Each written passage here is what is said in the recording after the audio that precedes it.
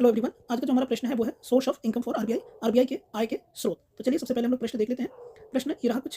प्रश्न आपकी स्क्रीन पर दिख रहा होगा। प्रश्न क्या रहा है कि कौन-कौन से इसमें निम्नलिखित में से भारतीय रिजर्व बैंक के आय के स्रोत हैं। पहला है कि सरकारी बॉन्डों का क्रय और विक्रय, दूसरा है विदेशी मुद्रा का क्रय और विक्रय। तो पहला सरकारी बॉन्ड था, दूसरा आपको विदेशी मुद्रा है। तीसरा कह रहा है पेंशन निधि प्रबंधन अर्थात पेंशन फंड मैनेजमेंट। चौथा कह रहा है निजी कंपनियों को ऋण देना अर्थात लेंडिंग टू प्राइवेट कंपनीज। और पांचवा है करेंसी नोटों का मुद्रण और वितरण अर्थात printing and distributing currency notes. आपको इसमें से सही बताने हैं।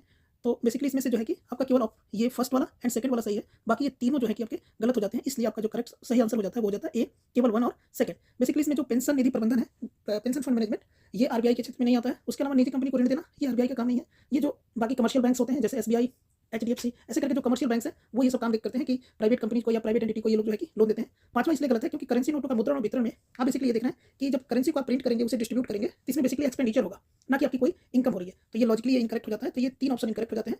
वन और सेकंड जो है इसके सही है।